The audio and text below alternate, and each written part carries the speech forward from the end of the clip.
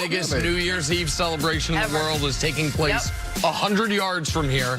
And I'm glad you're on the same page. I just realized it. Happy Just About New Year to all of you. So glad you're joining us. And it's written right there. And it's written in the teleprompter. Nick, I love you so much. We got a lot to pack in before we call it a year, so let's get started immediately with the latest on the fate of Cowboys head coach Jason Garrett. Garrett is still waiting to find out if he'll be back in Dallas next season. That after finishing the season a disappointing 8-8. He reportedly met with Jerry Jones yesterday. Now we're hearing he'll meet with him again today. Only one of two things seem to be on the table here for Jason Garrett. Either he's let go or he's not. Nick, why do you think he hasn't been fired quite yet? Well, because I don't think he's technically going to be fired. He's not going to be back as the head coach. Initially, it was being reported his contract expired tomorrow on the 1st of the year. It since has been reported, I think, with more certainty, the contract actually expires on January 13th. And you have some duties, and Brian, you can speak to this, whether you're coming back as head coach or not, unless you've been fired prior to the end of the season, of exit interviews, of meeting with the players and giving the players their evaluation, things to work on, whatever the offseason plan would be. And I think Jerry Jones and Stephen Jones feel Jason Garrett has earned the right to fully finish out the season. If he hadn't, they could have fired him during the season to try to give the team a jolt. Once you decide to let him coach the entirety of the year, unless it's a Freddie Kitchens situation where you've built up no credibility, where you've built up no equity with the team, and you just want to get it over with as soon as possible, let him finish out the exit interviews. And then I would imagine today, I think what's going to happen in that meeting is he's going to be told, your contract is not going to be renewed. We are going to start our coaching search today, but we're not going to do you the disrespect of firing you with 11 days left on your deal, because why would we do that? So to me, there is nothing odd, or there is no real chance that Jason Garrett pulls off what I think it was our friend Chuck Pagano pulled off once upon a time, where he walked into a meeting where it looked like he was going to be fired and walked out of the meeting having kept his job and gotten an extra year in his contract. I think Jason Garrett, it is a certainty he's not the head coach of the Cowboys next year.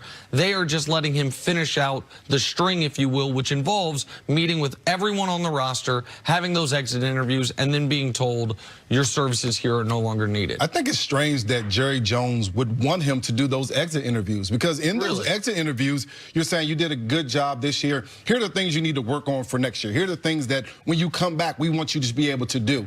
Here are the things that are going to help us win games for the next year coming. Here's the things that you need to work on.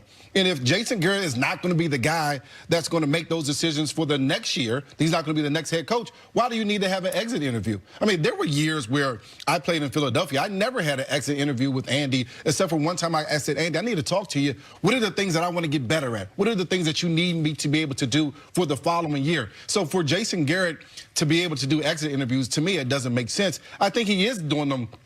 Jerry Jones is doing him a bit of a courtesy by saying, hey, we'll let you stay, and maybe say bye to the guys. He's been there for a long time. Say goodbye to the fellows on the team. Say goodbye to the people in the organization, in the front office, in the building. But other than that, the decision as far as firing Jason Garrett should have already been made. In my opinion, once you didn't make the playoffs, you have already made that decision. 2-3 weeks ago, when you said, hey, I don't know that Jason Garrett is going to be our head coach, but he'll be coaching somewhere in the NFL, you've already made that decision. It sounds like you think it's a little odd that he's coming back in for a second round of interviews. Forget with the exit interviews or whatever that is, but with Jerry Jones himself, like they didn't finish whatever conversation they were having yesterday.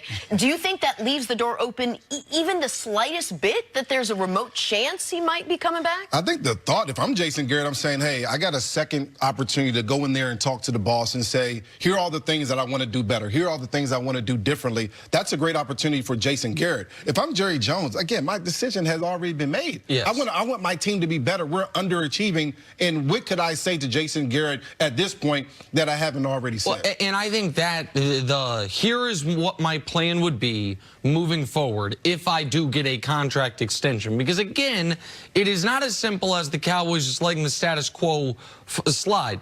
If they were to bring him back, it is with a brand new contract, a new 3 or 4 year, fully guaranteed as these coaching contracts are. That's not going to happen. I think yesterday was the day Jason Garrett was able to make his case to Jerry Jones. He then said, okay, go do your exit interviews, which to your point might actually be goodbyes rather than exit interviews, and we will talk tomorrow. I'll take under advisement what you've told me now. We'll talk tomorrow, which is now today, and that is the day Jason Garrett's going to find out what he already knows and what everyone already knows, which is he's not going to be the coach of the Cowboys anymore. He went into this year knowing that if they went 10-6, won the division, and got knocked out in the second round of the playoffs, he probably wouldn't be back. Instead, they went 8-8, missed the playoffs entirely.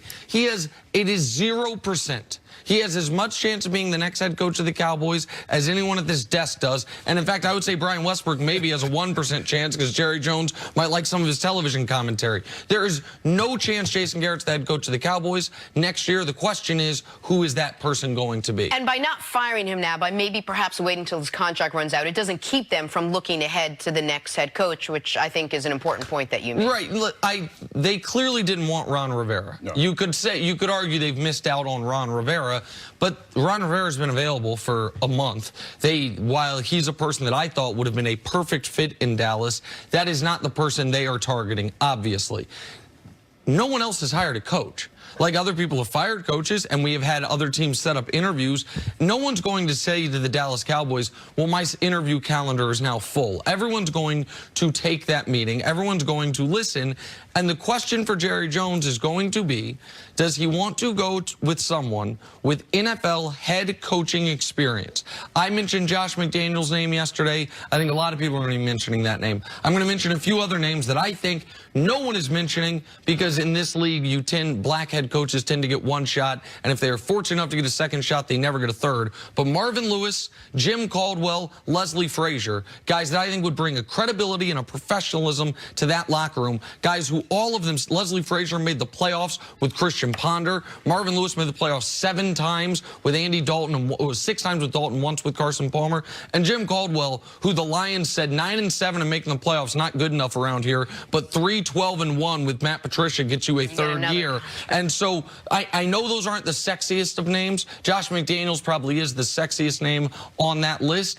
It's that route or what I would consider the far more dangerous route, which is first-time NFL head coach, either the young offensive mind, Kellen Moore-ish, even though I don't think it'd be Kellen Moore, or someone out of college football, which has enormous boom potential, but also enormous bust potential. The biggest sticking point, if you're a coach, no matter whether you're coming from college or the NFL, is can I handle Jerry Jones? He'll be meddling on the team. He'll be questioning every play call. He'll be wondering what happens at the end of the game.